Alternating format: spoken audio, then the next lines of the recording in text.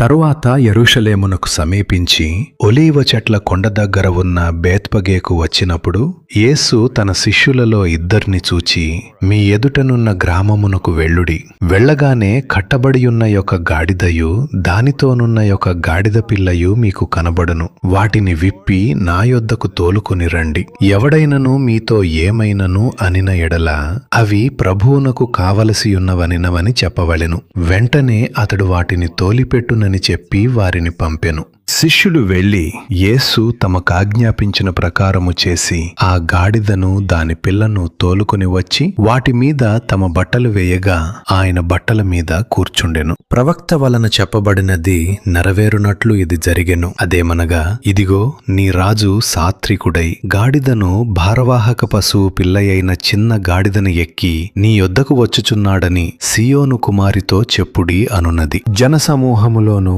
అనేకులు తమ బట్టలు దారి పొడుగున పరిచిరి. కొందరు చెట్ల కొమ్మలు నరికి దారి పొడుగున పరిచిరి. జనసమూహములలో ఆయనకు ముందు వెళ్ళుచుండిన వారును వెనుక వచ్చుచుండిన వారును, దావీదు కుమారునికి జయము, ప్రభువు పేరట వచ్చువాడు స్తుతింపబడునుగాక, సర్వోన్నతమైన స్థలములలో జయము అని కేకలు వేయుచుండిరి. ఆయన యెరూషలేములోనికి వచ్చినప్పుడు పట్టణమంతయు ఈయన ఎవరో అని కలవరపడెను. జనసమూహము ఈయన గలిలయలోని నజరేతు వాడగు ప్రవక్తయైన యేసు అని చెప్పిరి.